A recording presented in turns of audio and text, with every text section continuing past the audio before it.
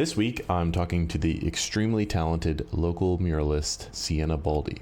This person has been on my radar for quite some time because I kept seeing their name come across my Instagram feed, and her bright use of colors and striking geometric designs really caught my eye. It's also funny to think that so many murals I think of as iconic city murals have actually been painted in the last 2 years within the time that I moved here, as opposed to 5 or more years ago, like I thought. I love sitting down and chatting to find out just a little bit more about Siena, and I hope you enjoy. And if you enjoy this podcast or any of my other conversations, consider supporting Third Space Indy. You can do that by going to support.thirdspaceindy.com or by leaving a review on your preferred podcasting platform or by liking and subscribing on YouTube. Thanks so much as always for watching or listening. Cue the intro music. Scared Rabbit. Scared rabbit, they've got you boxed in. Old habit, you draw the curtain. Lonely only if they ever leave. Hello, my name is Michael Zarek, and this is Third Space Indy. In 1989, a man named Ray Oldenburg wrote a book called The Great Good Place. And in this book, he coined the term the third place. This describes a place that is outside of your home and outside of your work, that you can go, be with others, be yourself, and just be. So I've made it my goal to find people all over Indianapolis who are doing their very best to create these types of spaces. Which brings me to today's guest, somebody who reached out to me in a time of need. I had somebody who needed to cancel their podcast recording, and this guest today reached out. They were already on my radar, but we're returning to my roots. My very first episode was with the muralist Megan Jefferson, and we're returning to our artistic roots today with another muralist here in Indianapolis who does amazing, by my perception, geometric designs. And we're talking to local muralist and illustrator Siena Baldi.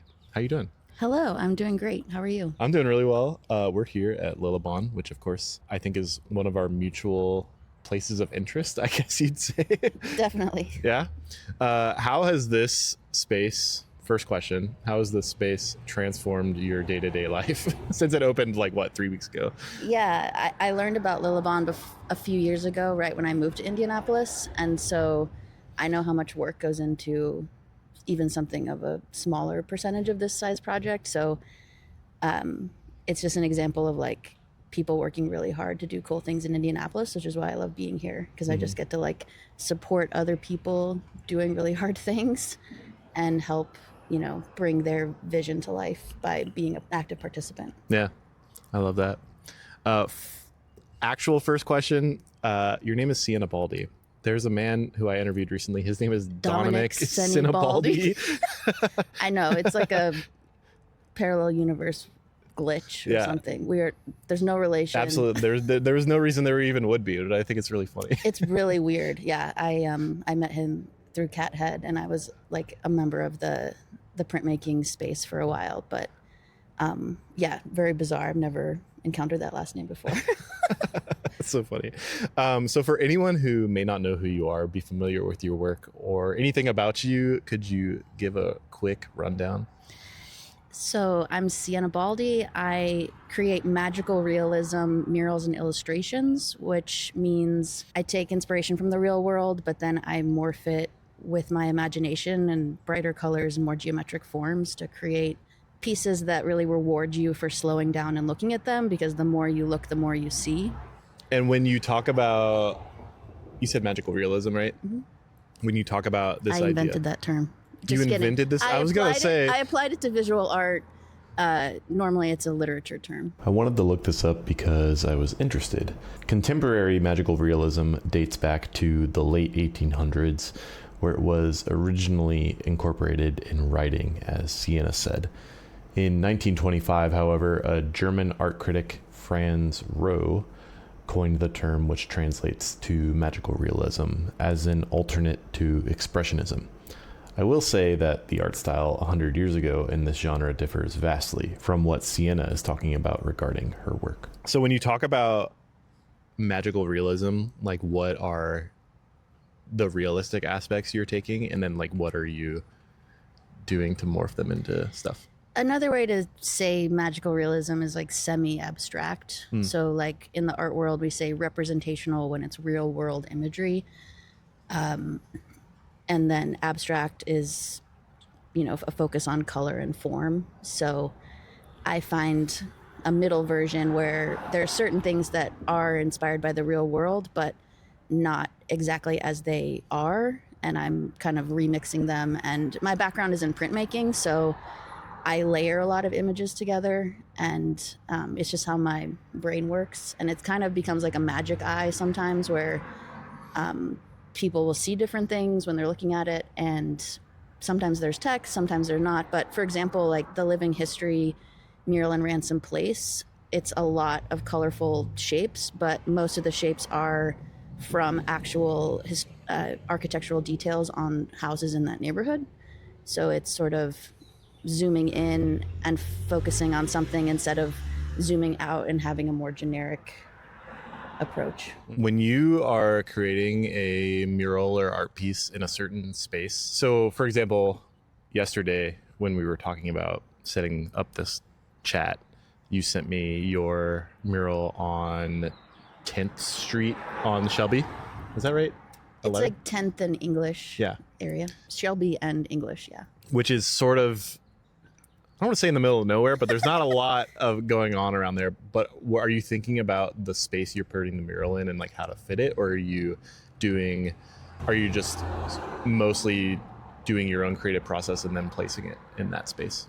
It's definitely a fringe location. And I think the guidance for that community mural was inspired by nature, which a lot of my work is. And so I actually painted two sides of the building, and I wanted to maximize, like, it's a really cool 960 square foot facade that faces Shelby, so it's got a really awesome visibility. And so I just went hard and did something really fun and colorful that shows what I can do. And that's how I use community mural projects. Like, I'm doing them at a either discounted or donated rate, but it's a way to be of service, show what I can do, build my portfolio, and just like build more community.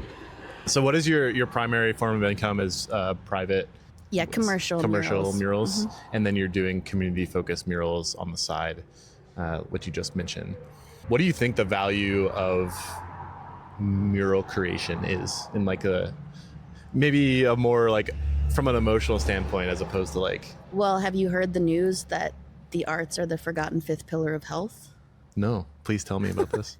Dr. Daisy Fancourt wrote this book, Art Cure, and so if you're familiar with like exercise, diet, nature, stuff like water, the things that most of us aren't really doing the right amount of, but we know that a way to make ourselves feel better is to sort of focus on those basic pillars of health. And so there's new research that the arts are actually the forgotten fifth pillar of health. And so anyone who is in touch with their creativity knows like our emotional well-being is improved when we're actively creating or absorbing art by being a participant. So it's not really like a huge revelation for those of us in the know, but I feel like it gives more people love science usually, so helps give more support to like why it is not a superfluous, silly, extra add-on thing, but the built environment influences our emotional and mental health. So yeah, basically, why do murals matter? Is that what you were kind of asking? Yeah, or even, I mean, you don't have to justify it either. Don't feel that way. Well, I think I was drawn to them because, going to art school and things are very like small focused, or how could you frame it? How do you hang it?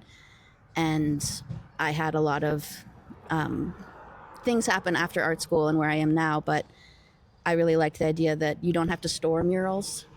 They have built-in storage. They're just like up there. You don't need like museum glass for your right. for your giant mural. Right. And it's literally like this idea of taking up space and not trying to like make yourself small and fit into a small frame on a gallery. Mm-hmm. And there's so much about it that I'm passionate about. And so this concept of like surprising people as they're walking around a city and like seeing a bright pop of color, like that's like it seems small, but it's like a powerful thing that can happen over and over again. And when I was painting the one on Shelby, so many people in the neighborhood, because it is kind of a weird industrial area. And it does pop out. Yeah. And so the like transition from what it was before, just the most banal, forgettable wall, and to now be like this showpiece, you know, eye-catching rainbow masterpiece.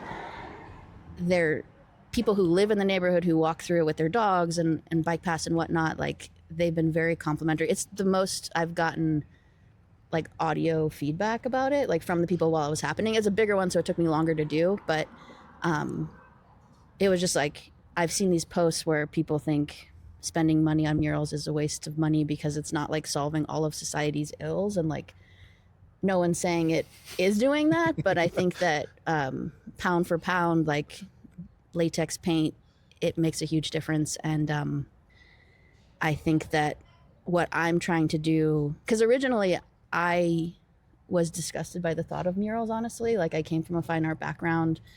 I was trained that like commercial art is bad, and the murals I was seeing like 15 years ago were like historic representations of like a battle that happened in a place, kind of like in Parks and Recreation.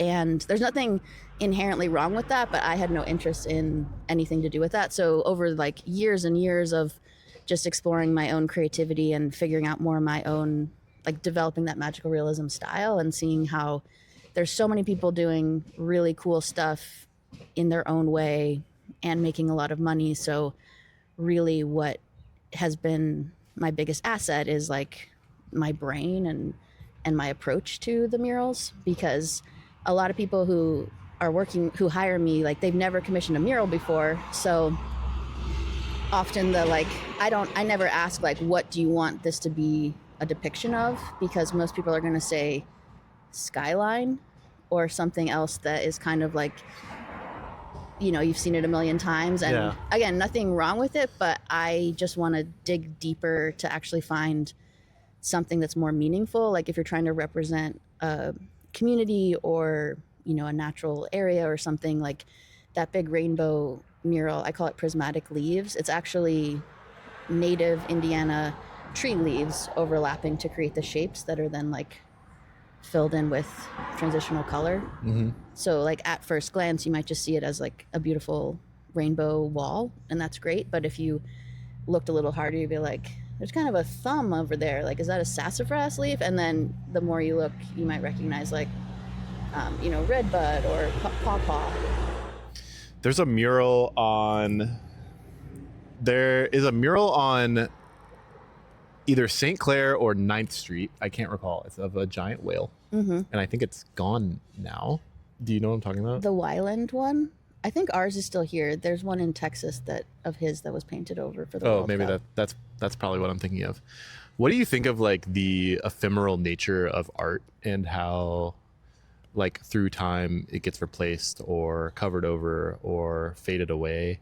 And how do you think of that in the context of your own work, in terms of like, is it okay that they covered over the mural in Texas for the World Cup, or is it okay that things change and shift and move? People have a lot of different perceptions. One time I was painting a fence and the person wanted it to last for 25 years. And I was like, I don't know if this fence is going to last 25 years. The fence itself. Right. So I think like it's not a marble statue that's going to last for thousands of years. And there is sort of a, you know, middle ground of, I think of it as kind of a palimpsest, which is a beautiful thing to have different layers over time. Like, you know, I think I haven't had work up long enough where like I'm personally affected by, you know, a community's decision to do something different. But I think if you're working in public art, once you put it out there, like it's not really yours anymore.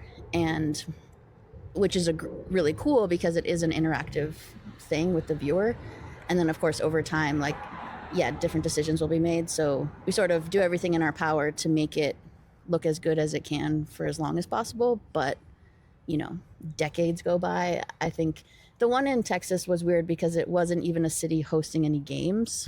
And there's all kinds of like legal issues. So I can't really comment on it in a concise way because it definitely was just a bizarre series of decisions that they made. Yeah.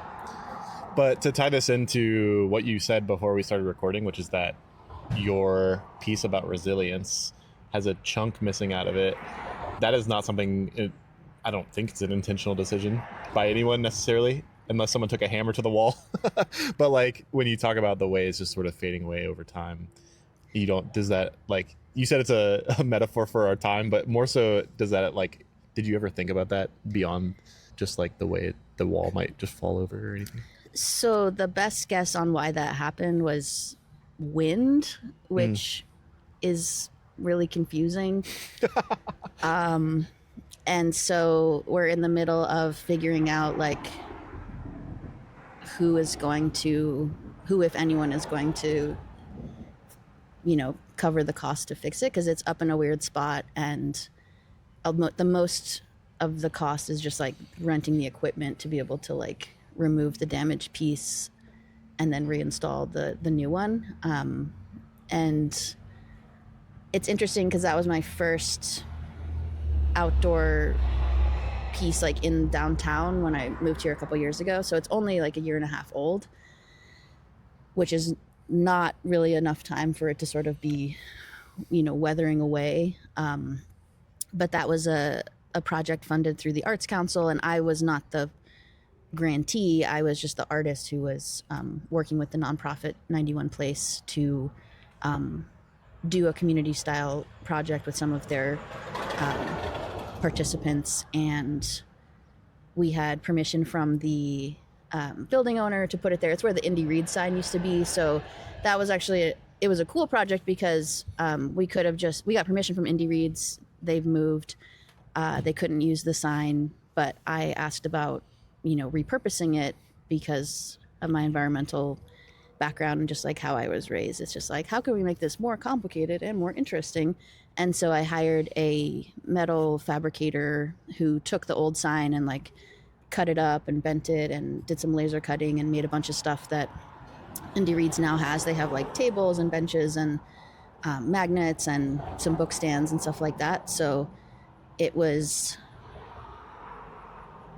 a cool project in that sense, but yeah, like who has responsibility for maintaining the mural? The other thing is it's a historic brick building, so that's why part of it fell off. Like if you just paint directly on the wall, surely over time things can happen and it can get worn, but the rule for IHPC in the Massachusetts Avenue Cultural District is that any historic brick can't be painted. So so it's mounted to like aluminum rails and it's aluminum panels. So it hasn't happened to any other panel mural in the city. So I don't know what God I offended to make that happen with the wind. It feels very like Odysseus kind of. That's funny. Oh, I was thinking about nature. You talked about drawing inspiration from nature. How long have you been doing murals for? 7 years. 7 years. Let's talk about the trajectory. Oh my God, what a terrible word. Trajectory of your life. So, only 7 years. I would say. I think you have a lot more ahead of you. How did you said you started in printmaking. So how did you transition into doing murals? And then why have you drawn so much inspiration from nature specifically? And maybe that's one of the most common things people draw art from, maybe, but maybe for you specifically, you have something in mind. So as short as I can make the story, I studied printmaking and environmental studies at college and then created an arts nonprofit when I was a senior. And there's a lot of different like thoughts and decisions that went into it, but basically it was something I convinced myself that like I could do, but it was 6 years of being miserable. And like, I had just been such a high achieving, add more on, like you can do it, do all the things. And so I learned a really, in my early 20s was like a homeowner, a property owner, running a nonprofit, working multiple jobs, like no fun at all. And I, had a quarter life crisis and bought a one-way ticket to Hawaii because it was like, I got to get as far away as I can from this space, in a state that will not be named. But anyway, I had no creative practice for most of that time because of just like how, which, of course, as we know now, contributed to my like depressed mental state. But when I was in Hawaii, I was working as a manta ray snorkel tour guide and a cafe and just like, living paycheck to paycheck. But my surroundings were so weird. And I was just like, I have to draw this tree bark because it looks like elephant skin. And so I was sort of, just free associating things. I did this like manta ray volcano because, the shape of the volcano is the same shape as a manta ray. And it was really kind of like my creative brain was coming online after years of dormancy. And it wasn't a, overnight thing, but because I had tried the arts administrator path, which was, a safe path according to, the professors that were guiding me, and that was a horrible choice for me personally.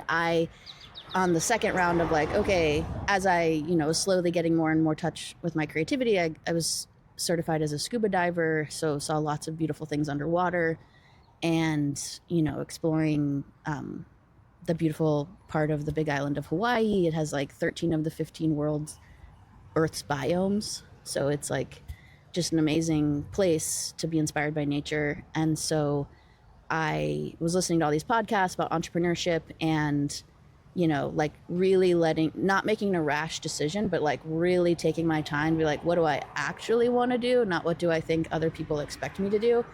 And so murals just kind of bubbled up to the surface. And, I like held on to that as a compass heading because I had, my intuition had brought me to Hawaii and I was sort of like learning how to listen to myself and like what felt right and what felt wrong. And I'm much more fluent in intuition now. So it's one of those things where it's like a muscle, like creativity, where like the more you use it, the easier it is to access it. And so I, was living on this very rural island. I had moved from like a rural space. So it wasn't necessarily, wasn't like an overnight success. Most people considered like the only thing to pay an artist for was to make a logo. And so I was like, I tried that a little bit. I was like, yeah, that's not what I'm interested in. But, I had been making weird animations and this strip mall had sent out a request for qualifications for like parking lot banners. And the director of the small business development center that I had really confused about like what it is I wanted to do, he retained that it was art related. And so he forwarded me this request for qualifications. He's like, I think maybe you could do this. And so I applied, and then they were like a very commercial client, but they were like thrilled to work with someone like me who had so much creativity. And we went on to do not just the parking lot banners, but like a whole like illustration branding thing for their shopping center. And so that was like my first big client project. And like I was nervous about all the weird stuff I was presenting, like a melting fish, calling it tuna melt, or like eyes blinking with like French fries as the eyelashes and calling it fry lashes.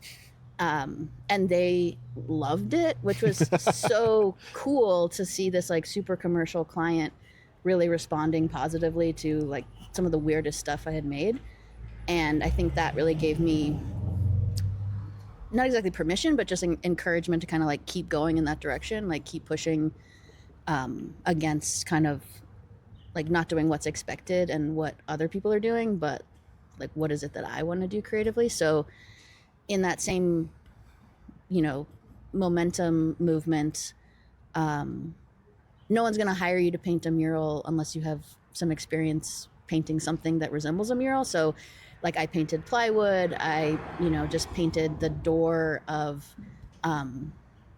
the scuba shop where I was working, when the owners were on on a trip in the Philippines, I painted one of the like walls in the back, because like that was my second guerrilla mural with a place I was working, just because I was like, they're not going to be mad, and I didn't know how to like really ask for permission. Yeah. And I think like getting the experience, building my style and confidence in just like, I didn't have the word for magical realism at the time, but it's all sort of like started in that Hawaii zone of just kind of really going for it. Yeah. I wonder, it's so funny to hear that you got kind of started doing murals. I guess doing guerrilla art's probably the easiest thing to say. But I think about like graffiti artists and how graffiti, I guess historically, is seen as this a sign of quote unquote like rot in a community. It's like, oh, there's graffiti in this place, so it's like unsafe or not. I guess unsafe's the easiest way to say it. But you see some graffiti artists have gone on to become great muralists, or it's around the sort of framing of what the art is.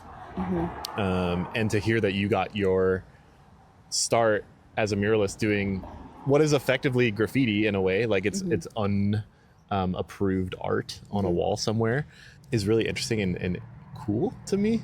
How did you start to develop?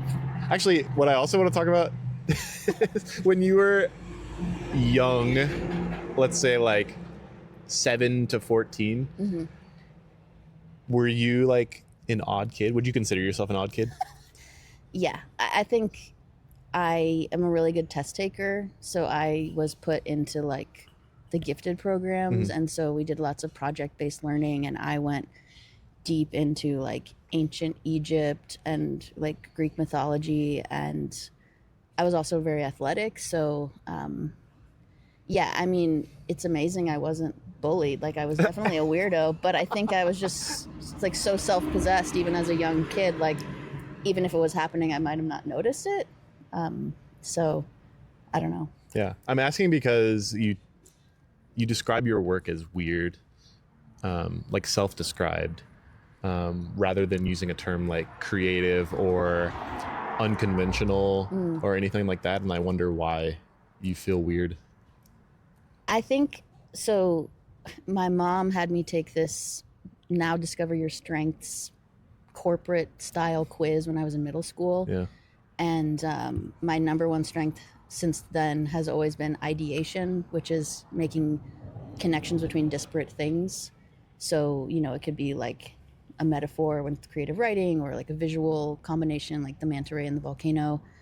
And I think I had that sort of support I had all kinds of support from my parents the whole time I was, under their wing. But I think they were probably like, this one's pretty weird, but we're just gonna like let her go. Like one of the things was we had a 3-car garage, and we would decorate it in for Halloween, like a haunted house kind of thing. And like I didn't ask permission. I was just like, this year we're doing an ancient Egypt like pyramid crypt type thing. And I made in like 4th grade was just covering all the spaces with my like faux Egypt drawings, which cultural appropriation in hindsight, but I did like canopic jars, I did all kinds of crazy stuff. And I don't remember asking permission for that either. I was just sort of like the creative director of the haunted house that we had. Yeah. And like being a Greek / Egyptian mythology nerd, that like those are two of that and like Norse mythology are like two of the like frankly like oddest or most like esoteric mythologies. Like thinking about Prometheus, the man who stole fire for humanity, getting his liver eaten out every day, like that is a very odd story when extrapolated in that way. So maybe there's some of that sort of pulled forward through your life. Fun interjection is I'm not a video games person, but the one video game I liked was in an art museum in San Jose, and it was where you were Prometheus and like you were playing to like or it was like that was the premise of the game, but like you could never win because the eagle was always going to come back and eat the liver. So but Get away from my liver. Stop it. I was also told as a child I asked too many questions. Like my own relatives to my parents, after I had spent a handful of days with them, were like, she just asked so many questions. Like it's an exhausting child to be around. It's funny I feel that way now as an adult. Like I feel like I ask too many questions, but we're at a point in society where people just don't interact, so now people find it endearing. It's a value. It shows curiosity, like you're engaging with your environment and people around you.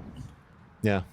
When you walk around, this is where I was going, is how did you get to Indianapolis? Is that straight out of Hawaii? So I moved from the bad place to Hawaii, and then I moved from Hawaii to Indianapolis, and I was visiting a friend who lived here, and I was visiting her on my way to help my older sister with her first baby.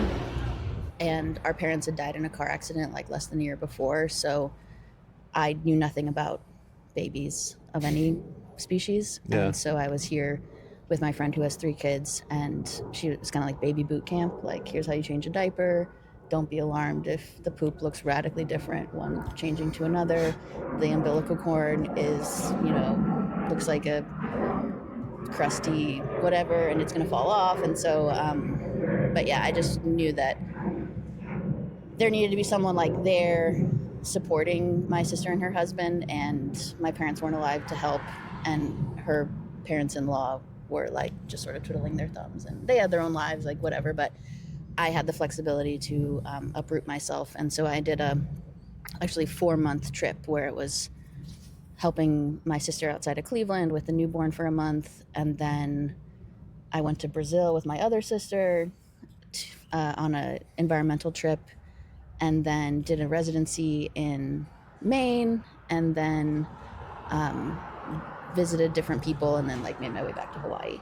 And so as I was meeting this tiny human, like I didn't want to be 5,000 miles away from her to like have a relationship. So I never considered moving to the small college town where she lives with her family, but Indianapolis is a lot closer to Cleveland than Hawaii. And I just had a really nice feeling when I was here for a couple days in, June 2023. And again, that sort of being led by intuition, the way that it brought me to Hawaii. Like I just trusted that gut feeling. Yeah.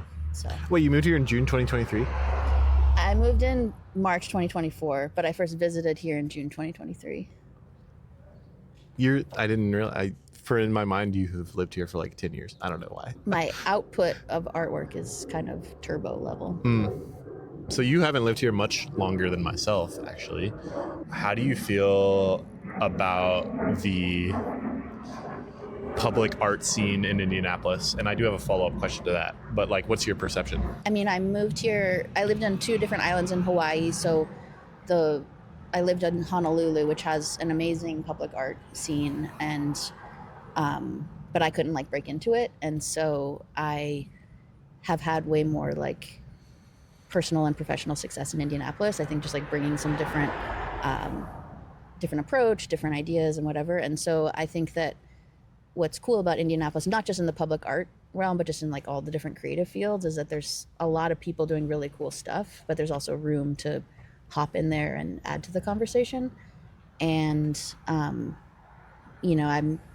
it feels like you need a personal secretary to keep track of like all the cultural things happening around the city. So I don't see everything, but it's exciting that there is so much going on, and I'm, continually like discovering new spaces, and both like traditional galleries and public art, and just learning more about the overlap and the different people that are involved in all over the place. Definitely. If you are looking for a personal secretary, I'm unemployed. Please reach out. Okay. That's for you and others and anyone listening. So the follow-up question I have sort of is, when you are walking around, my perception of Indianapolis is that we are lacking in public art. I think there are financial statistics that support that in terms of our art investment here. When you're walking around and you see a space that by your perception is ugly or devoid of art, do you like get excited, or like you're like, who do I talk to, or do you go, who knows somebody who can help me? You know what I'm saying? Like, Yeah. what do you think of like spaces that could use some help or some uplifting? There's definitely a huge opportunity with, buildings that could certainly benefit from murals specifically, or, spaces with public art. I think that a lot of it in Indiana and also Indianapolis is like educating people, because it is really hard work, and there's the design aspect, which takes a lot, which is actually like the hardest part, because a lot of people, once you've designed something, you could hand it off and like someone who's technically skilled can install it. I just want to interject. My friend Lily Groot, do you know Lily? Yeah. So Lily Groot recently did a mural at Alley Cat Ceramics on their wall, and I was like, oh, like, she goes, can you come out and sit with me while I'm painting? And I was like, sure, whatever. Aren't you trying to focus? She goes, no, all the hard work is done. It's like paint by numbers now, because she like gets her VR headset out and just like uses that to trace the design she already did. So like when you talk about the difficulty up front, I totally understand that. Yeah, and I think it's more neutral than like, I think that's the point of like a boring wall is going to have a boring emotional response. And so like it is an opportunity to do something, but I can't just do guerrilla murals ad nauseum. Like, I think a part of connecting with different people in the community who are good at getting grant funding, or, know different people who have money for certain things. Like, it's more of a slow build, because you're kind of like educating the people about the process and like what to expect. And if it's a donated thing, like, it's not a commissioned artwork, so you don't get the same oversight of like and control of the design as the client. But I think that it's one of those, it's like the wall was invisible when there's nothing on it, and then once something is painted there, like I and anyone else walking by is like going to like notice it and have a reaction, good, bad, or otherwise. And so it's just a way to like make the built environment more visible to us, because we just sort of are on autopilot most of the time. And part of why I love working with like bright colors and geometric shapes and all of that is that, it is related to brain science, because it's this concept of like salience, where salience means, our brain is mostly on autopilot most of the time, because there's so many decisions we need to make, and it's exhausting to like be consciously making those decisions. But so if you see something and it's kind of like something you've seen a million times before, you're not really going to pay attention to it. But if it's something surprising or like salient, then your brain's going to pay attention and be like, what's going on here? Like, this is breaking the pattern of what I would expect. Yeah. And so I push that even further. Like, any artwork could have that, but the style of artwork specifically is like, what's going on here? And, having it be this like visual puzzle to solve is like takes it a step further, because, and that's why I personally refuse to depict a traditional skyline. Like, there's plenty of people who will do that, and that's you like, someone is like, can you paint a skyline? You like look at them, you like walk out the door, you like give them a scowl. So I've done things that allude to the skyline, but they were like created out of school supplies and art supplies, or like the stacked weights of a gym that also looked like a sound visualizer. So like, I'm not saying, but to just sort of Just make it paint. look like that image over there. Like, Yeah. And the thing is, I just think that it's a lot of people's first thought to like represent a place with a skyline, but your first thought is never your most creative thought. And so digging deeper, taking more time to like go below the surface and, just see what else can come out, like that's my personal approach. And I feel like it yields something that is original and interesting, and you haven't seen it before, so it's going to be more memorable and more engaging for people. Yeah. What do you think of the difference between, or if there is one in your mind, but like a mural like you do, which is a little more designed, I guess would be the best word. I don't know what the proper thing is. Maybe you can help me when I get to the second half, which is like a mural like yours versus a mural like the ones that depict a person. The ones I think of are like the three that came to mind immediately were the ones, it's Major Taylor on Washington. Yeah, Major Taylor, Madam C.J. Walker, and then the other one I'm thinking of is the Kurt Vonnegut one that's like on Mass Ave. Like, what do you think of the difference between those types of... Yeah, I mean, the subcategories in murals are the same as in like regular art. So you've got, this is something I would never even consider. Yeah. So you've got like portraiture, which is what you're describing, like a living figure that you're creating their likeness. Another way to kind of describe it is more painterly versus what I'm doing is I would call it a more graphic style, which again comes from my printmaking background. Yeah. And that's where that sort of geometric design comes from. And like also. layer, like crisp edges. Whereas, you know, people, and I use brushes when I paint. So people who are working, you can do painterly with any approach, but I think I see it more commonly with aerosol, you know, spray paint, just because you can do more like blending stuff with that. In theory, I haven't tried it. I took like a workshop in sign painting a couple like years ago, and so that was sort of helped me kind of transition from the printmaking background like into murals, just because it was like the technical side of how to transfer things to a wall for VR headsets, you know, like Pounce method and stuff like that. Yeah, definitely. Pulling yourself out of your professional mind, maybe a little bit. You're a transplant, semi-recent, just like myself. What is your do you like Indianapolis? Yeah, I love it. Yeah? You live right here in Fletcher Place, somewhere. Yep, I have an old Victorian house, and I'm painting murals all around it and outside of it, and just enjoying like making it a space for me.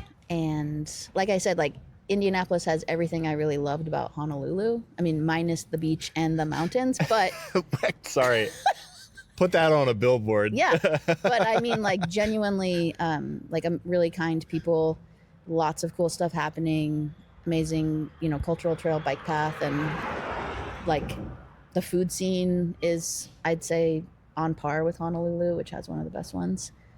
And coming from that space where I was never considering buying property or anything, but to move here and see like what you can get for a fraction of the cost, and just like, you know, living in a walkable environment neighborhood has always been important to my, like, that's how I was raised by my parents. They lived in Switzerland for a year when I was a baby, and then moved to North Carolina, which didn't have sidewalks. And you shook your fist at them. You're like, where's my Swiss Alps house? I'm going cottage? there in a couple days for residency. Oh, let's actually. go. That's dope. Yeah, but yeah, no, I love Indianapolis. I think like that ability to listen to your intuition, it confuses a lot of people on the outside. You'd be like, why would you move from Hawaii to Indianapolis? But like, I didn't have to make a bunch of spreadsheets for myself. I was just like, this feels like the right next move, and it's been really awesome. Yeah. And for anyone listening, don't move to Hawaii. They don't want you there. My good friend and ex-coworker, her name's Chelsea, used to work in Hawaii, and her husband was a military service member, and she was like, I always just feel so wrong being here, just like as just like I don't know, just like as a colonizer basically. And like there was issues while she was there about like the contamination of the water by the military base she was on, and I was like, okay, I'm okay, I don't need to go. Yeah, I mean, there's layers and layers of bad stuff, and I did learn a lot about the cultural history, and I was a tour guide for a period of time, both like underwater and on ground. You were amphibious. Yeah. But I think it was an extreme example of like, there's obviously history everywhere you go. So history in Hawaii is fairly recent because of the past like 200 years, all the stuff that happened. But, you know, like people who had lived there didn't seem to know much about the history, whereas I read like 2 books and I was like, but this happened and that happened, and like, isn't that crazy? And they're like, what are you talking about? So it goes back to that curiosity thing about like, you know, engaging with your surroundings and learning about the history, and that's not something everyone is doing or most people are doing. Yeah. You'd be surprised how many people who have lived in Indianapolis their entire lives and don't know about certain things. Whether I could list off a I believe bunch it. Yeah. about redlining, Unigov, Indiana Avenue, any of that stuff. So I think that's interesting to hear you say that. Have you felt, I'm really interested in the perspective of other transplants because I don't talk to them that often, or at least if I do, I don't have it open and honest in this way. Have you felt like you've been absorbed into the community, like you found a sense of space and a sense of place? You are a frequenter of Lille Bønne, but this has not existed during your tenure until a couple of weeks ago. How do you feel like you personally have been absorbed into the city? I think it definitely took some effort, and only knowing one person when I moved here was not a sustainable way to have like a support system. So I've tried a lot of different things, and I like joined a friend group and am getting to know more of my neighbors. And, you know, I don't think there's like one right answer, but it's trying a lot of different things that sound interesting and then just sort of being like, I'm looking to make friends. Like, are you available? And then people get weirded out. I don't say it exactly like that, but You should. I think people find that endearing, actually. I mean, because people are just sort of so insulated in their day-to-day lives. Like even my neighbors on either side, like we're like in a similar age group, but it's sort of like, unless there's a conflict about a plant growing along the fence, like we're not really going to talk to each other, and it feels kind of weird. So I mean, I invite them to things, but it also, I guess, just feels like, What the fuck? That was messed up. Did you see that? I did. That's staying in. You weren't on camera, but I'm calling you. Ariel just flipped me off, bro. That was messed up. Speaking of positive community building.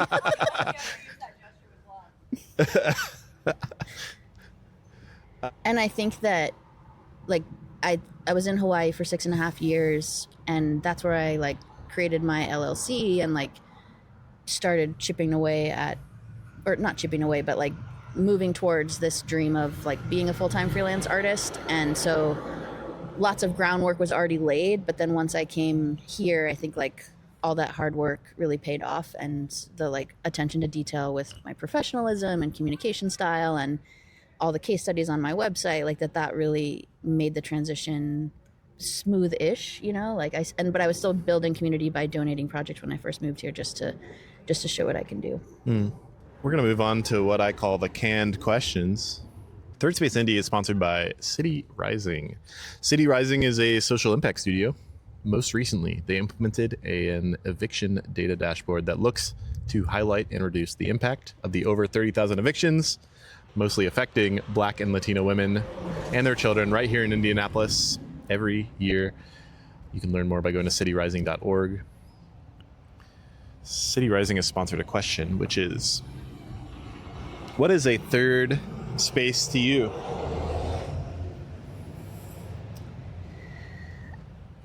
I'd say it feels like a membrane. Like it can be kind of amorphous. It doesn't have to be like a fully formed. Like I think just, you know, the home is the first space, but even just like the neighborhood becomes kind of this third space of like interacting with different people and walking around. And yeah, I think it's something a lot of people are craving. I just got a studio space for the first time since college, and I'm considering that to be sort of like a third space because there's other artists in the building, and kind of just bumping into people and being kind of like putting yourself in the place of human connection and sort of seeing what happens.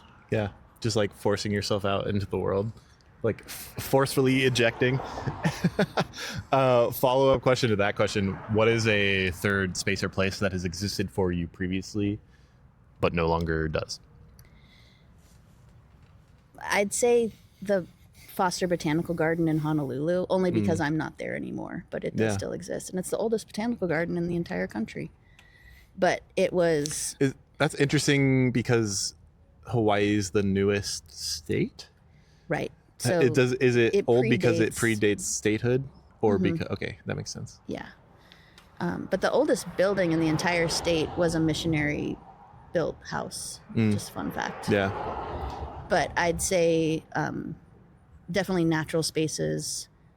I don't get out into nature, like quote unquote uppercase and nature here as much, just because I am like, I feel replenished when I'm in my backyard working on projects or walking around the neighborhood or biking. Like it doesn't have to be like a designated green space for me to feel like I'm benefiting from being outside. But in Hawaii, it was really special to be able to like go down a path and see a waterfall in the middle of the city and just sort of get a break from the hustle and bustle.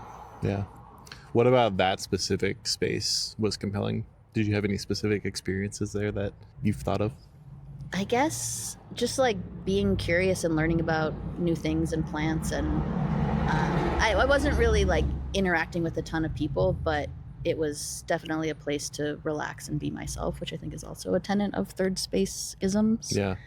But there's this thing called the double coconut. What does that mean? It's the largest seed of any plant, and it's like bigger than your head, but it's like the way you crack open a coconut and it has like, the liquid inside and whatever. This is like two swished together basically, but when it's just a seed by itself. Wait, so double coconut is kind of like Siamese coconut, like two swished not together. a coconut inside of another coconut. No. Okay. That would be something else. But anyway, they're extremely slow growing, and there was like theft of like recently pollinated double coconuts in the botanical garden. So there had to be like a security system, but most importantly, it looks like a butt just because of like the two coconut cheeks basically coming together. And so it's just like a hilarious thing to learn about. And you mentioning coconut security made me think of like like the guys who walk around with guns protecting elephants, like anti-poaching. Like I just imagined like you're coming for the double coconuts, like back off. That's so funny. Is there anything else that has been on your mind recently that you wanted to talk about? there's a really big mural coming to downtown Indianapolis, and I was a finalist for it, and I didn't get it. And I had to like go through a grieving process because it was like a 5-month process to like originally apply, be a finalist, like go through that design process. And there was public voting involved. It wasn't like the decision making, but it was sort of more of a publicity stunt is what it felt like to kind of get the word out about this big project happening, which I understand, marketing is a whole dark art, but but it kind of was a negative experience because just because you're getting a lot of applicants doesn't mean you're going to get a great end result. And that really like the value of hiring a human and like working with them through a process is that you're co-creating this very specific, beautiful thing that like meets all the project goals. And so these types of, en masse applications and like they're common, but I just feel like it's kind of it's a missed opportunity for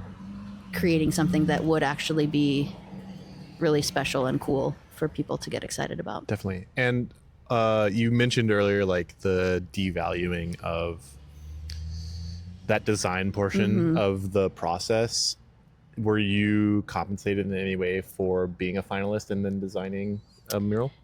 Yeah, so it was a 6-figure budget for the whole project, and we were compensated 1% of that for the design phase, which to me is not like close to the value of what the design is. Yeah, because you said that's the hardest part, so you should weigh harder. But I think like again, educating people, like people don't see it that way. It's like, yeah, just make a design. It's like I spent 70 hours on that design, and I push to have meetings with people in the decision, like in the stakeholders, because like my client process is very much like a conversation and a back and forth thing to like hone in on something. So I couldn't do everything I normally do, but I tried to do as much as I could. And so like, but they had so many stakeholders that I think part of it is like when you have 20 people as your committee, like it's hard to find a consensus among that many people. Mhm. And only like 8 of them were on the call when they were telling me what to do or what they wanted or like having that conversation. And then it was different people when I was doing the presentation. So I was like, this feels weird. But I mean, I know that everyone's trying their best and it just is what it is. But I feel like it's the best experiences for me and for the clients are when like we're working together as a team, and that, which is why it's so important to like show in your portfolio what you can do and what you want to get hired for, because more often than not it's a personal project that someone will say like, hey, we really loved this, like we want you to do something along those lines, but you know, like with some other elements that are, you know, directly reflective of our company. And yeah, I will say that the experience for the big mural that I didn't get, like it did push my illustration style. And so like I have put that design into my illustration portfolio because like it is an illustration, you know, and that's a mural has to be illustrated before it can be painted. So that's why I say I do murals and illustrations, because they go hand in hand. And by focusing on my illustration skills was what helped me like get to the next level of being paid to do murals, because people can only pay you for something that they can see and understand. So that would be my tip to anyone out there who like wants to do murals, is like work on your illustration style, because like that is a huge part that again is sort of underappreciated. Or if you're like, once someone's doing it well, like it seems so obvious, but that's definitely an important part of getting some momentum going. Yeah. If you could paint any wall in the city right now, where would you paint? I have my eye on like a white wall next to Goodies and Giggles, just because. On Mass Ave? That's the kids' toy store, right? Yeah. That's funny. Just because it's like such a bright wall, I think it like catches your attention even as a white wall, but it's really textured, which would be kind of nasty to paint, but also like surprisingly satisfying to, you know, conquer that wall. Totally. Is it pretty big? Yeah. I might go look at that later. Yeah. Every episode, I ask a question from the previous guest. Today's previous guest is Patrick Armstrong, another local podcaster and media man. I don't know what else to call him. Good friend of mine. He asks, what space in Indianapolis would you transform into a park if you could? Anywhere. That just like exists as anything currently? Or like kind of. I'll tell you my answer because I answered immediately, which is the parking lot that is attached to the State House. I would just like to explode that and make it a park, because it's in like the cultural and physical core of the city, and it's just like surface parking, and I just think that's such a shame. I guess I'm thinking of a space on the old South Side, just because it is kind of a connective space between different neighborhoods, and it might be, there is also like a mural already there, so could be a fairly straightforward transition, but I think it's Meridian and Morris. But I think like, yeah, pocket parks are. But you have like a specific spot in mind. Is it fairly large? Not huge. I think it's just kind of would be nice to have some green space in that part of the downtown area, because there's like the, I think, Madison Avenue overpass, and like there's just sort of lots of road things happening, but it would be nice to, I think there's some new apartment buildings right across the street that just went up, so also might make sense to have something nearby for those folks. Yeah, definitely. One last question, which is, Siena Baldi, what question would you like to ask the next Third Space Indy guest? What? It can be anything.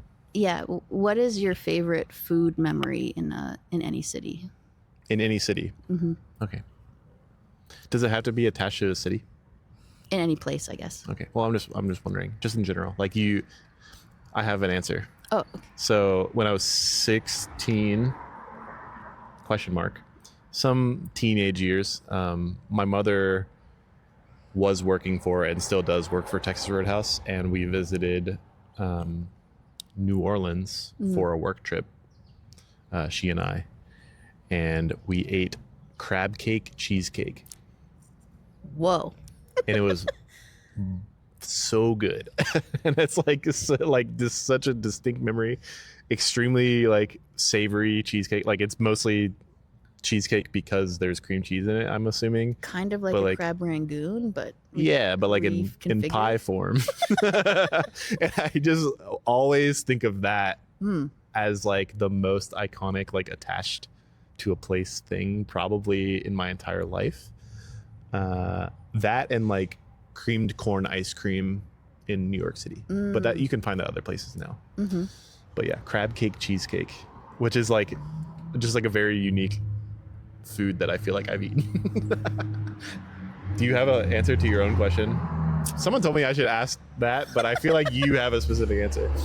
I think it's more of like, no matter where I am, like when I eat crab legs, it reminds me of my parents, because that was just like a thing. I was born in Maryland, and that was always like a thing associated with me, even though I didn't like live there for more than 6 months. But it's like I can have them with me when I'm like meditatively massacring this animal to eat its insides, you know? Alden Brown of food fame went on an interview that I found really compelling, semi recently, and he talked about how he could never and will never eat octopus. Yeah, I'm the because same. of like experiences he's had personally with one. And I just think about that. And then you talking about just massacring an animal's legs, and I'm just like, oh God. I know. I feel the same way about octopus. I was force-fed octopus in Greece by my mother's high school pen pal's husband, who I was studying abroad in Florence, and my older sister came to visit. We like met each other in Athens, and so like my mom had she grew up really poor, but she had pen pals all over Europe, and so she actually kept in touch with the one from Greece like decades later. So, you know, my mom's kids, me and my sister met this woman's children and had like a second generation pen pal existence. And like the dad of the family spoke basically no English, but he was our driver one day, and so he decided we were going to Marathon. He ordered two huge octopuses, like not one. And this but isn't fried. This is like one grilled was octopus. boiled and one was grilled or something. I hate that. And we had to cleanse our palate with ouzo first, because that's just like what you do. And my older sister like refused to eat it because like she doesn't like squishy things. And I was like, I can't offend this person who like spent who knows how much money on this like decadent, you know, it's clearly like a very, he thought it was like a thoughtful, kind thing to do. So anyway, I ate the octopus, but it was better. And that's the last time I've had octopus, was when I was force fed it in Marathon, Greece. And I was eating it shamefully. That's so funny. Well, thank you so much for joining me today. If you would like to be found, where can the viewers or listeners find you? SienaBaldi.com or at Siena Baldi on Instagram. Perfect. Any promos? I'm going to be an artist in residence. I'm looking for friends, and I'm going to be at like the Contemporary Art Museum of Indianapolis artist in residence in September. So come find me on the Circle painting the Wagon of Wonders. Oh, that's crazy. So straight from Sweden to Cami, and then more beyond, I'm sure. Well, thank you so much for joining me. Thanks for having me. Thanks so much for watching or listening to this episode of Third Space Indy. If you would like to find me, you can go to Third Space Indy on Instagram, or by going to thirdspaceindy.com, where I write show notes and a blog. Thanks so much to City Rising for sponsoring the podcast. And thank you so much, as always, to the local artist Jennasen for allowing me to use your song, Scared Rabbit, as the intro song. Thanks so much again for watching or listening. See you in the next one. Goodbye.